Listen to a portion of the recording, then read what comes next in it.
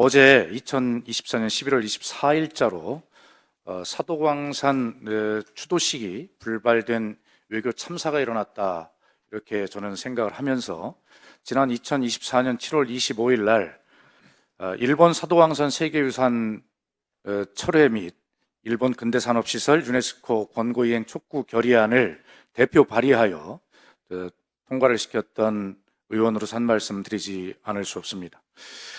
저는 그 외에도 지난 국정감사에서 일본의 제2사도광산 등재 추진으로 일컬어지는 아시오광산과 구로베댐 등에 대해서 지적한 바 있습니다. 저는 오늘 우리 문체부 장관님과 유산청장을 질책하려는 것이 아니라 사실 그 관련 부처 협의회에서 저는 유인촌 장관과 우리 최영천 청장께서 적극적으로 본 의원 등의 이런 질의나 또 요청 이런 것들을 명심하고 꾸준하게 그런 의견을 개진해온 것으로 저는 파악을 하고 있다는 점에서 두 분께는 어떤 감사와 또 경의를 표하는 바입니다만, 결과적으로 이 문제를 최종 협의하는 외교부가 외교 전략의 부재 또는 이런 인식의 부재, 이런 것도 인해서 국민들에게 또다시 이런 외교 참사를 안겨준 데 대해서 심한 유감의 뜻을 표하는 바입니다. 일본 측 대표로 추도식에 참석하기로 한 이쿠이나 정무관이 야스쿠니 신사 참배 경력 있는 극우 인사라는 점이 우리 국민과 유가족들에게 참으로 모욕적이라고 보는데, 이외에도 너무나 많은 심각한 문제가 있었습니다.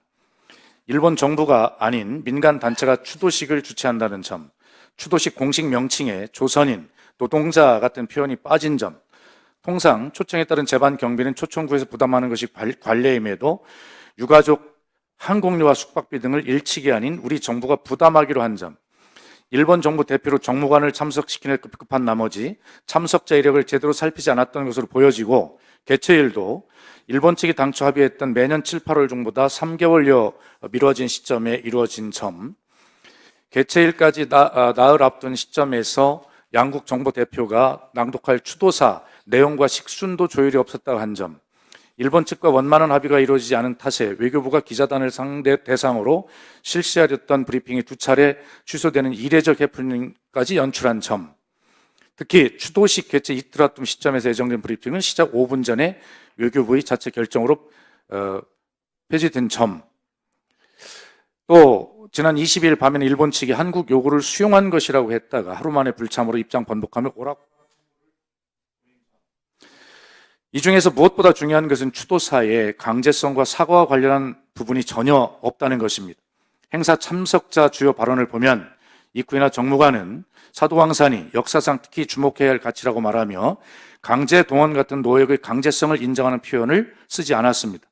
와타나베 사도시장도 지역의 자랑이자 세계의 보물로 등재에 관련된 모든 사람에게 감사의 뜻을 전하고 싶다고 발언했습니다. 추도식을 지켜본 아라이마이 사도시 의원은 한국 측이 참가했어도 일본 측과 한마음으로 추모하는 자리가 됐을지 의문이라는 적반하장식의 발언을 한 것으로 알려져 있습니다. 적반하장의 백미는 주 한국 일본 대사관의 유감 표명입니다. 한일 정부 간 정중한 의사소통을 해왔다. 한국 측 불참에 유감스럽다. 일본 측이 이렇게 입장을 밝혔다고 하는데 참으로 참담한 심정입니다. 일본 정부가 추도식이 얼마나 무성의하고 그 의미를 격화시키려 노력하는지 알 수 있는 부분이라고 생각합니다. 일제 강제 동원 조선인 등의 희생 노동자들을 기리기 때문에 마련된 사도광산 추도식이 세계유산 등재 자축연으로 전락해 버렸습니다. 한 언론 기사는 이 상황에 대해서 이렇게 평가합니다. 그동안 일본이 참석자를 포함한 추도식 준비 과정에서 강제 노역을 한 조선인 노동자를 기리는 진정성 있는 조치에 성의를 보이지 않는다는 지적이 제기됐지만, 이를 우리 정부가 사실상 방관하면서 총체적 외교 참사를 초래했다는 비판이 나온다.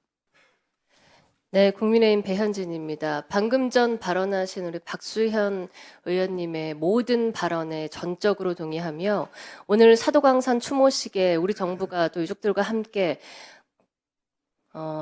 끝끝내 불참하게 된 이번 사태에 대해 대한민국 국민의 한 사람으로서 굉장히 참담한 마음으로 그 말씀에 동의한다라는 생각 드립니다. 이것은 부인할 수 없는, 일단은 우리 정부의 외교적인 실패이자 무성과라고 말씀할 수밖에 없겠습니다. 그러나 장관님께 또 여기 계신 우리 최영천 청장님께 두 분께 말씀을 드리자면 지난번 그 사도강산 등재 과정에서 우리 문체부와 또 국가유산청이 외교부의 판단 과정에 그 의견이 외교부 쪽에서 묻지 않았다라는 그런 말씀들, 이번에도 통보받지 못했다라는 말씀들은 국민들이 듣기에 굉장히 상처되고 또 실망스러운 말씀일 수 있습니다. 앞으로는 우리 지금 유산청이 저희가 의원실에서도 공들여 21대 때 만들었던 세계유산 해석센터가 우리 충청도에 있지 않습니까? 세종에. 이러한 것들의 기능을 훨씬 더 강화해서 다시는 국민들께 이러한 실망감을 안겨드리지 않도록 저희 문체부에서와 또 국가유산청에서도 더욱더 힘을 다해 주시면 좋겠고, 이시바 일본 정부가 굉장히 그 한국과 친밀한 정부일 거라는 기대감 속에 국민들께서 지난번 총리 선거도 지켜보셨을 것 같은데 저희 여기 계신 많은 의원님들도 한일의원연맹의 우리 일원들이시기 때문에 저희 문체부의 성원들로서 이 문제를 외교적으로 지금 풀지 못했다면 저희가 어떤 의원 간의 문화 외교로라도 많이 풀 수 있는 물꼬를 좀 만들어야겠다라는 막중한 책임감을 느낍니다. 다시 한번 저희 국회의원의 일원으로서 국민들께 대단히 송구한 말씀 드리고 전체 역사를 반영하겠다던 일본이 2015년부터 누누이 그 역사의 약속을 지키지 않고 있음에 대해 다시 한번 성토하며 오늘 같이 송구하던 말씀과 함께 참담한 심정을 전하겠습니다.